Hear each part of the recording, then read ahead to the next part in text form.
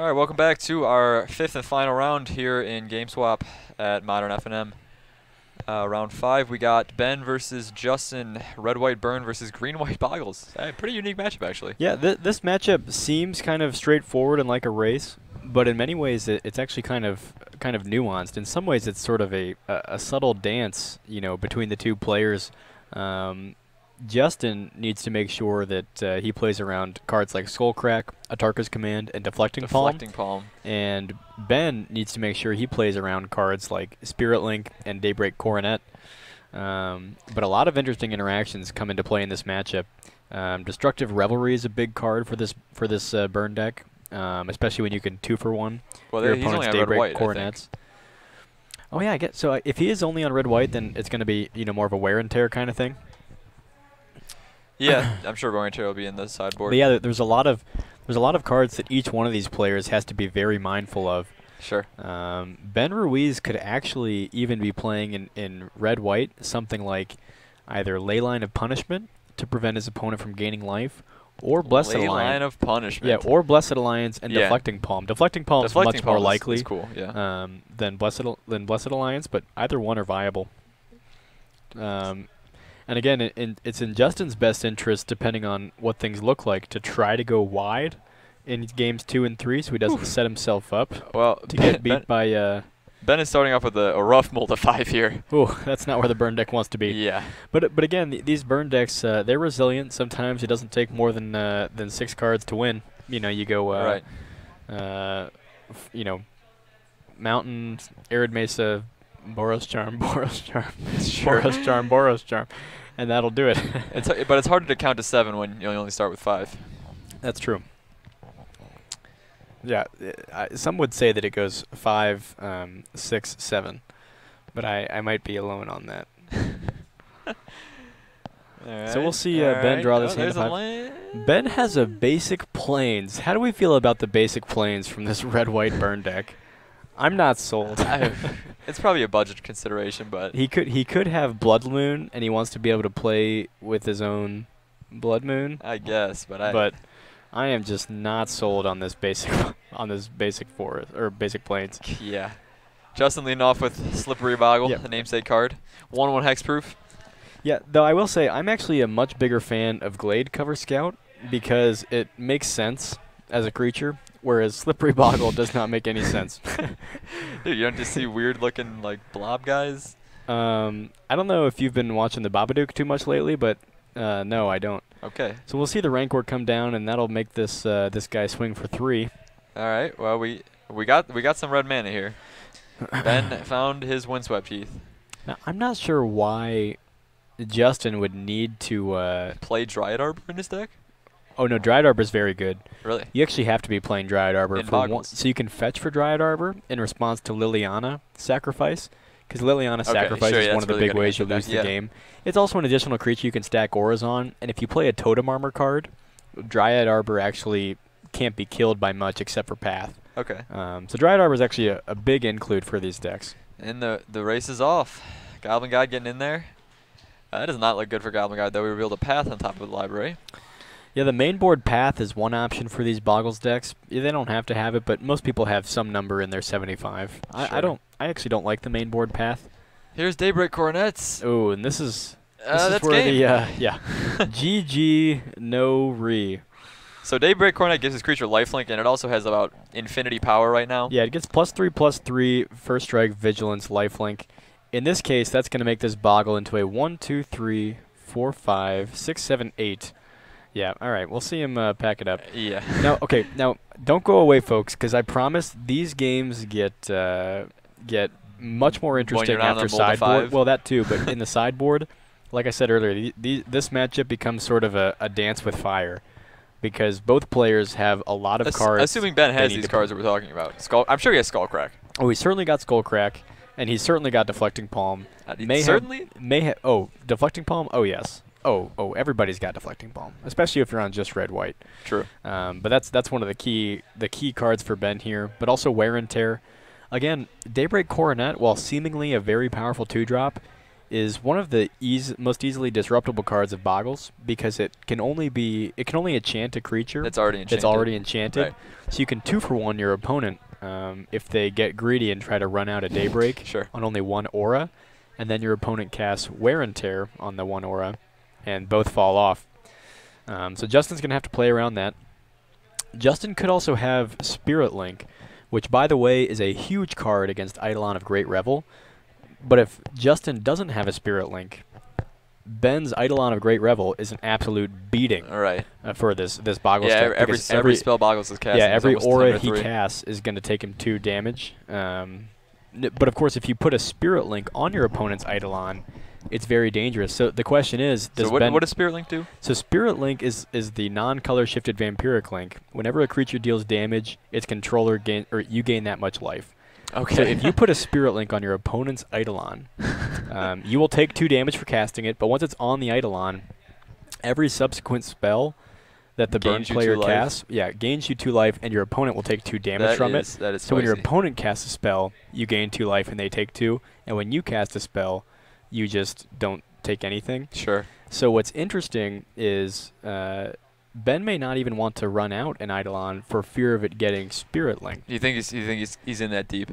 Oh, you gotta go. I'm telling you, man, this matchup is a dance with fire. It really is. There are very many key cards that either player can just steal the game with, but all of them are incredibly easy to play around. Sure. So it's really a neat matchup.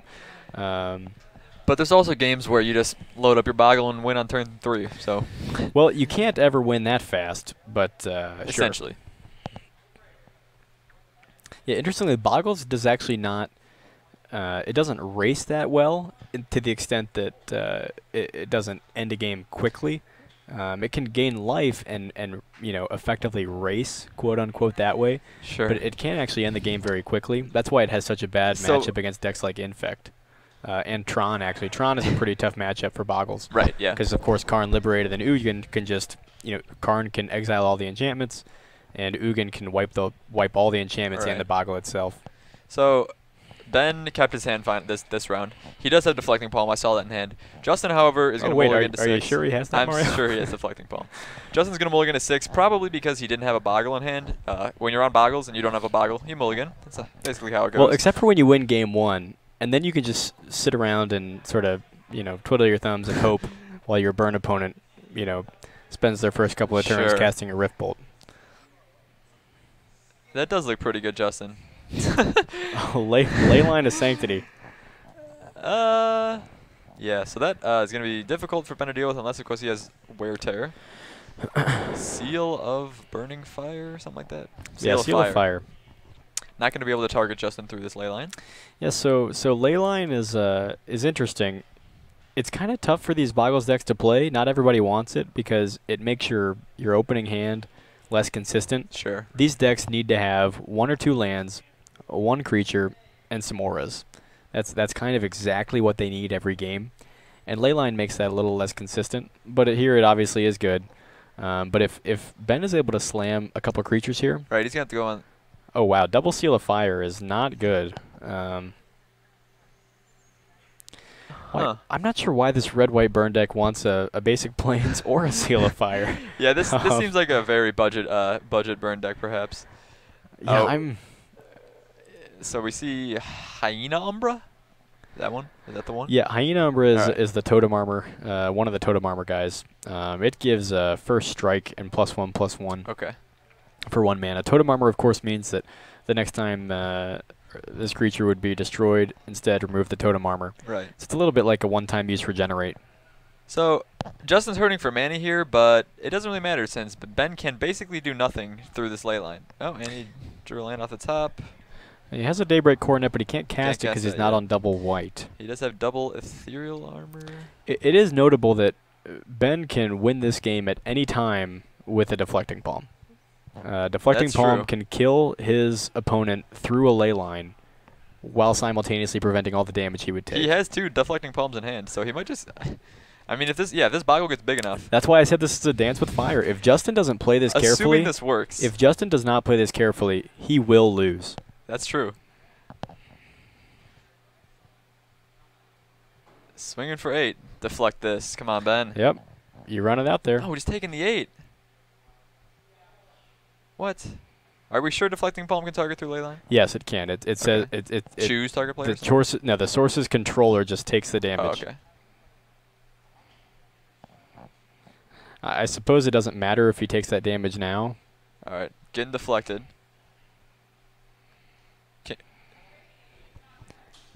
Yep. So the next time the source of is your choice, so it doesn't have would the target. deal damage.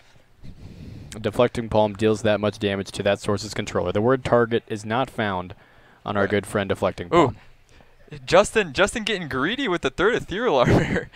He's just dead to another deflecting palm. Yeah. Now Justin could always I don't know. He can path his own creature. That's true. Justin, yeah, you're right. Yeah, Justin can path his own creature in response to deflecting palm, but that's about it. Because Ben does have the 2nd deflecting palm in hand. He no longer has white mana. That makes a 1/1. Sure, it gives him first strike. Sure. But the 2nd deflecting palm is actually going to kill Justin here. Yeah, I told you, man. This matchup is and again, it's a dance with fire. Justin could have played this much more safely than he did. He just doesn't care. But he's throwing caution to the wind. He's not respecting the double deflecting palm. We're in there. Deflecting palm. Boom, you're dead. That's game. So again, I want to be very clear for folks in chat. Justin could have evaded that loss if he just held up white mana and pathed his own creature. The hubris. Fatal flaw. This is Shakespearean, I'm telling you. Wow.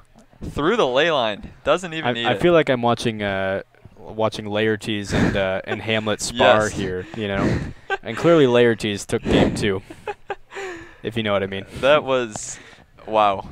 The worst part was, too, after the first deflecting palm, there was no reason for Justin to bolster his creature any further. If he left it as an 8/8, it was still lethal for Ben, but it wouldn't have been lethal for him. Yeah, sure. You know what would have been great? If Ben had a seal of fire. No, I guess that wouldn't work, right? He couldn't seal of fire himself and then deflect it at Justin. that would be, well, no, because the source is controller. Yeah. But no, I'm telling you, man, a dance with fire. Wow. They ought to name the next Game of Thrones book after. Yeah. I think maybe they already have that one. George R.R. Martin needs to have a listen. If you're watching this, George, we just got your next book title.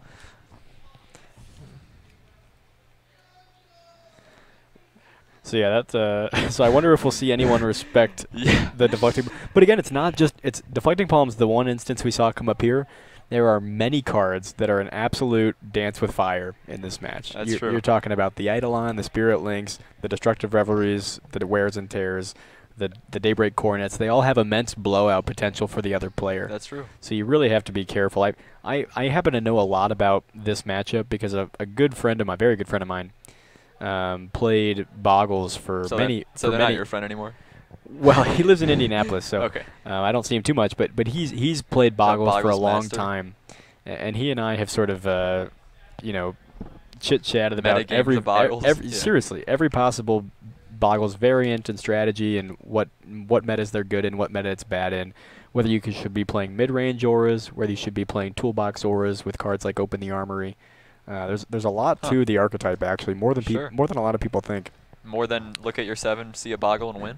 It really isn't like that at all. I mean, it is when you first get into the deck. Sure. But there's actually a lot to it. Once you get into the nitty-gritty, it's... the nitty-gritty, there's a lot.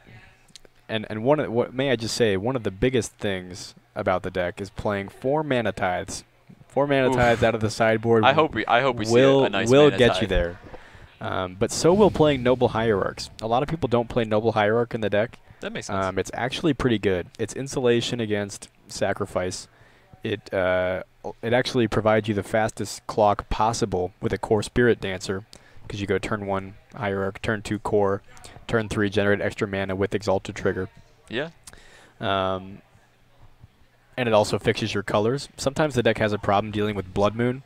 Sure. Blood Moon, surprisingly, is actually one of the best strategies against Bogles, because they can't, for one, they typically don't have more than 1 plains and 1 or 2 forests. Yeah. They usually cannot cast Daybreak Coronet through a Blood Moon, and they can't ever cast more than 1 aura a turn, and they may not be able to cast any auras through your Blood Moon. Yeah. So Noble Hierarch provides you some insulation against Blood Moon. So yeah, it really is an interesting deck. There's a lot more to it than a lot of people think. you can play kind of mid-rangey Bogles with Thrun the Last Troll and Sigarda. And you can also play Geist of St. Traft in blue. Sure. In fact, there are decks that run the 2-mana green sorcery that searches for a legendary creature from your library. Kamigawa? Yeah, so you can just play 4 of those and play, a couple of Sigardas, a couple of Thruns, a couple of big Bogles, Glade Cover Scouts, a couple of Silhana Ledgewalkers, and then just play those, tutor for them, and stack up your guy.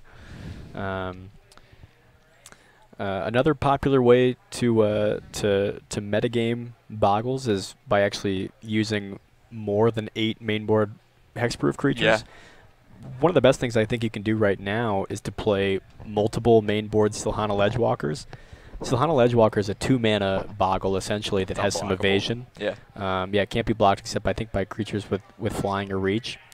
And that card allows you to have some more consistency by having, 10 or 11 mainboard Boggles, but also allows you to get in for damage earlier when it can swing past would-be chump blockers. Sure. So it's a pretty deep deck. There's a lot to it. All right. We're finally done with our lengthy sideboarding expedition. Yeah, why did that take so long? Maybe I really don't know. Well, you know why? It's because they're dancing with fire. That's They're making the hard choices. Justin mulliganing his hand of 7 again. Now, so he's got some two mulligan paths here. He can mulligan into a ley line, or he can mulligan until he finds a Boggle. Probably wants both. So I do want to address a comment made by our stream operator. So he said, for those who don't know, Boggles frequently beats all shadow decks. So one tricky thing about playing Boggles into shadow decks, the hand disruption is brutal. Yeah. In fact, being on the play or the draw, the play is huge. Being on the play is a big deal, because if you can Thoughtseize that turn 1 Boggle, you've screwed your opponent. But additionally, Liliana, not the Last Hope, but rather the Veil, is big game against these Boggle decks. So it's not so one-sided as it seems. Going to 5. Justin's hand appeared to be 5 lands and a Daybreak Coronet. Wow. Our players are there's some bantering being a little going aggressive towards one another. I think these are friends, but if not, this is pretty serious. Can Boggles win on a mold of 5? Oh yeah. I mean, I guess all they need is a Boggle, but like. Yeah, the deck actually mulligans surprisingly well, because you don't need many pieces to actually cobble together a game plan. In fact, if you play a card like Keen Sense, which a lot of people have moved away from Keen Sense, but even just a small number of cards can end up drawing you into more cards, especially when you're playing like Core Spirit Dancer. You can just chain Right. Yeah, I guess Core Spirit Dancer is pretty good. But even if you don't have Keen Sense or Core Spirit Dancer, you can, even just 1 4/4, hexproof is good enough. Right. Sometimes. So we are off to the races. Justin leading on his Glade Cover Scout. Ben leading on Goblin Guide. Goblin Guide is going to reveal that Umbra enchantment, but I don't think Justin has a second land. So we'll see if he has enchantments he can put on this Glade Cover Scout. He does. It's Rancor in for 3. Yep, so this is the straight race here. We're not going to see Justin try to block this Goblin Guide. Yeah, that does not seem too likely. Interestingly, though, these land triggers that Ben is going to give to Justin are pretty relevant. Yeah, they could be relevant. Justin needs to find as many lands as possible. Yes, he does. So that he can filter for auras and also have the mana to cast the auras in his hand. Justin has a Hyena Umbra, which actually presents a surprising clock here. That'll make his Boggle into a 4/2. That is not something you want to draw.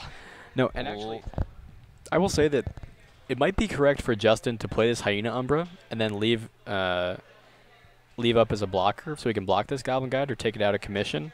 But he might also be interested in simply racing here. Yeah. The problem is... he's going with the block. Because now Ben can just not attack. Yeah. He's got a lot of spells in hand, so... What Justin needs here is a card that gives his creature vigilance. Sure. Or lifelink. Yeah, lifelink or vigilance would be good.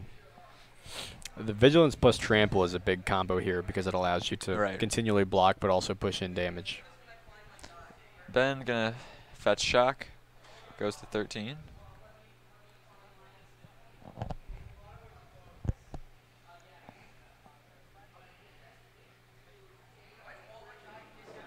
Ben almost.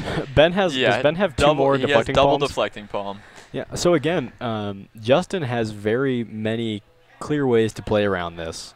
He really does. He can put, if he can wait for a second threat to stack up the second threat. Yeah, running out the skull crack doesn't seem super wise, but if you have a handful of deflecting palms, he's got wear and tear. I think Ben's got this one. He's got double deflecting palms. He's got wear and tear. He's got more burn. Ooh, yeah, all the stuff for Ben. All the goodies. Justin's still struggling on mana. This Boggle is loaded. There's an ethereal. Now, what is that called? I want to point out it's not a Boggle. It's a Glade Cover Scout. Okay. What is that thing called? Ethereum armor? Yeah, ethereal armor. Ethereal armor? From Return to Ravnica. Sure.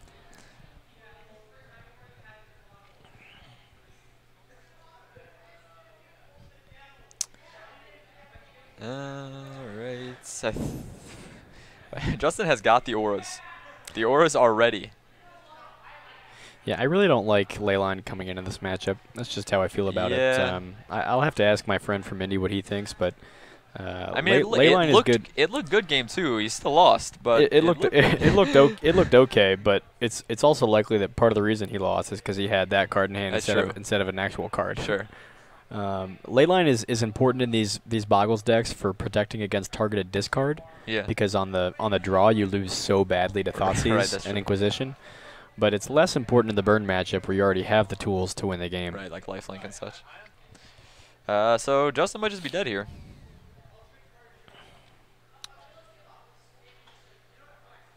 Gonna fall to 4 from Lava Spike.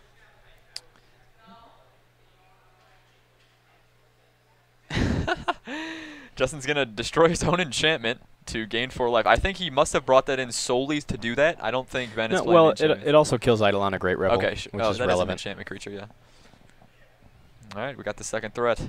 Yeah, so the second threat is big here. So Justin actually has the power to turn the corner if he just loads up the second threat. With lifelink? Yeah, if Justin was able to find, like... Oh, we found a second land. It's coming in tapped. He's in a tricky spot, though, because...